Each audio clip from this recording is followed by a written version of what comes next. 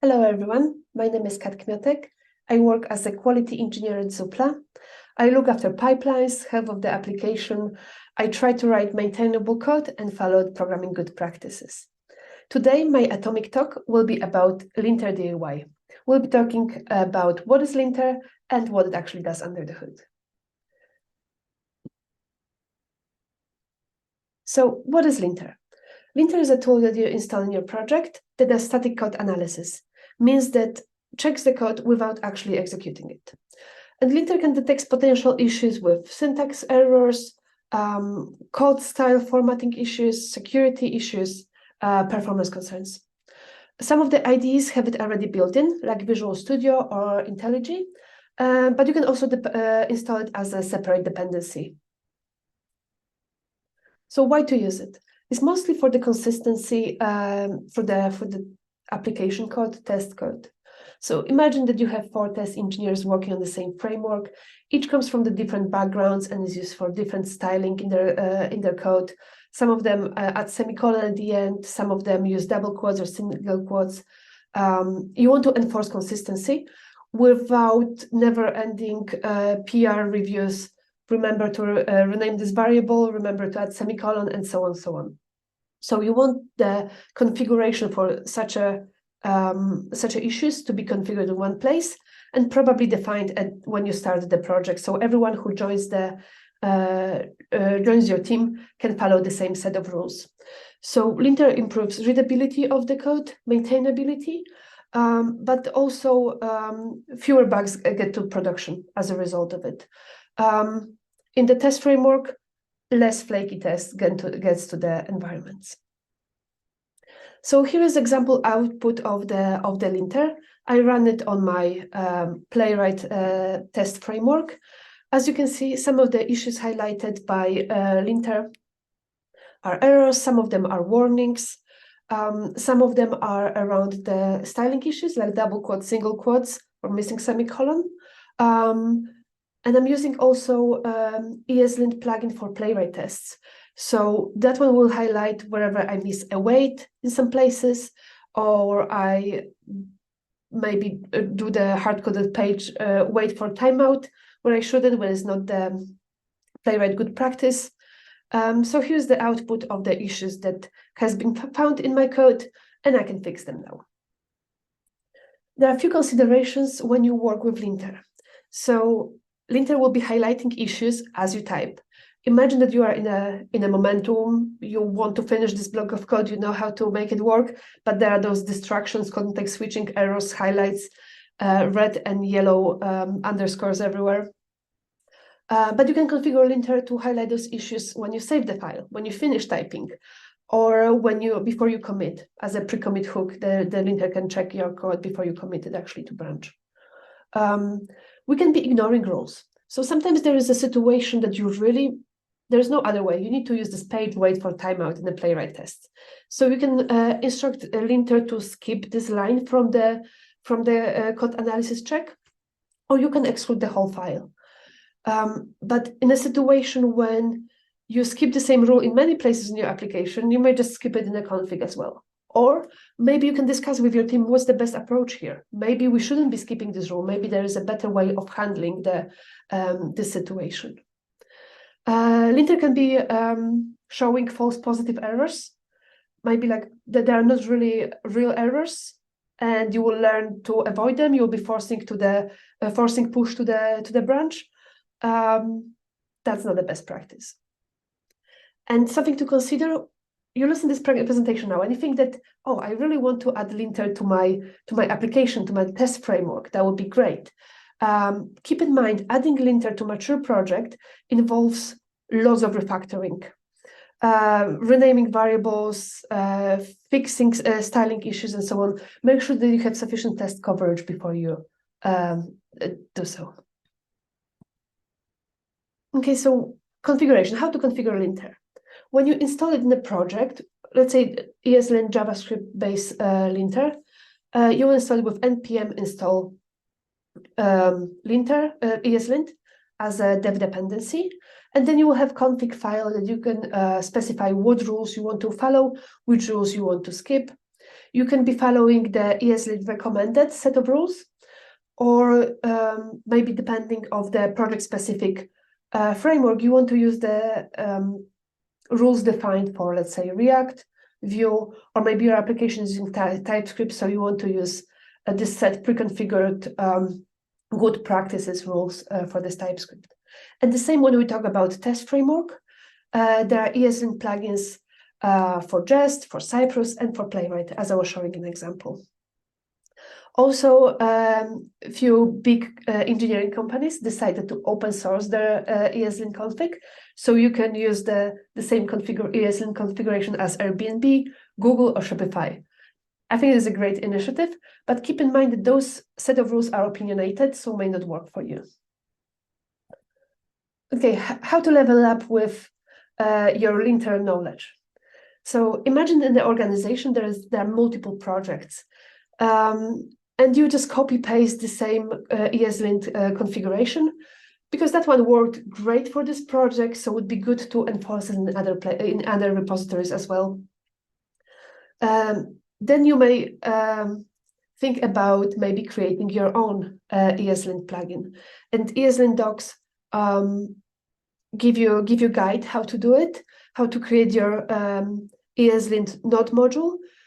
You can either open source it in NPM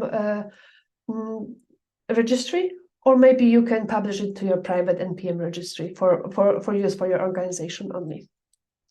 You can also create the custom rules. So let's say that that you notice that in a code base there is this convention for the variable name underscore snake cases appearing in some places. But it's a JavaScript-based test framework, so you want to enforce camel casing. You don't want to checking each PR. You don't want to fixing this after someone commits it to the repository. So you want to have this custom rule that will be checking for camel case convention in a variable name. And this is just an example. You can think about other rules that may work for you. Something you thought, oh, that would really save me lots of time of checking the pull requests. Maybe you want to prevent certain keyword appearing as a string in the code, or maybe you want to prevent the integer value to any place of the application to be less than 0. You can create your custom rule for it as well. And ESLint gives you example how to do it. So in the top code snippet, you can see basically rule being exported. The name is camel case convention, and we'll be checking we're doing regex check on a node name, and if there will be issue, that the message will be thrown. Brilliant, and that's how you add it in the config. However, it wasn't clear for me at the beginning what this block of code actually does. That's why I decided to dive deeper into how linter works under the hood. So there are a few concepts that linter actually using. So parsing, linter is using parser, the static code analysis, tokenize the value, and transfers it into abstract syntax tree. I will explain right now what it means. So we have a code input. So the block of code that linter checks.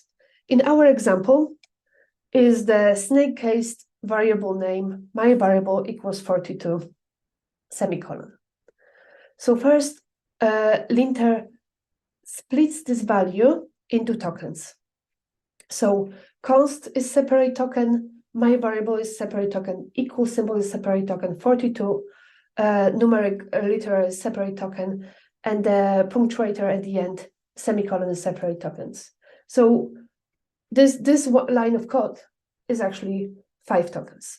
And there are different types of those tokens. So here are a few examples, but they could be keywords, so let, const, return, class, def, identifiers, so variable names, function names, class names, literals like string, numeric value, null, boolean, and so on. Operators, like in an example of this variable, equal symbol, punctuators, semicolons, braces, commas, and so on. But also white spaces and string escape sequences are separate tokens. So once we have inputs split into tokens, Linter does parsing, parsing into abstract syntax tree, so the JSON representation of the code, and groups it by the node types. So our my variable is type of variable declarator that has start position, end position, that has identifier as the name of my variable, and and numeric literal as the value 42. And there are different types of the abstract syntax tree nodes. Like there are just few examples here, like expression statement, if statement, objects expression, class declaration, function expression, function declaration, string literal, numeric literal, and so on.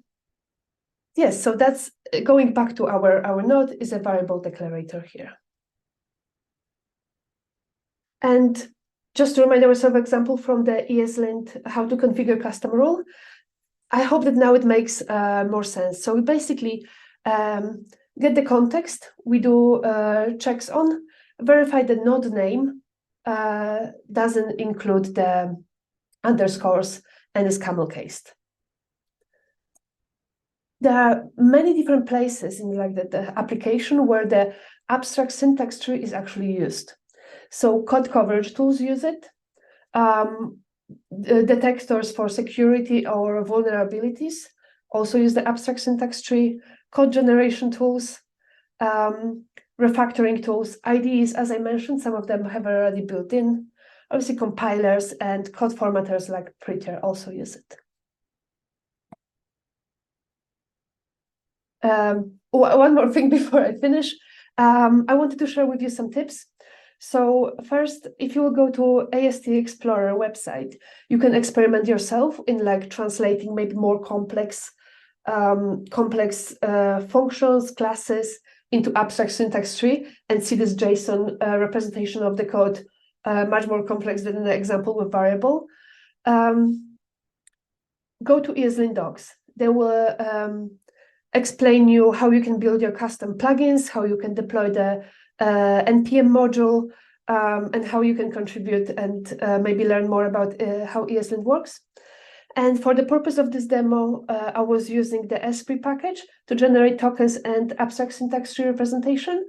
It was simple as console logging the value from output from the method. So I would recommend to use an experiment with it as well. So yes, thank you for joining my Atomic Talk. If you would have any questions, you can find me on LinkedIn. Drop me the message. I'm more than happy to discuss anything. Have a good day. Thank you.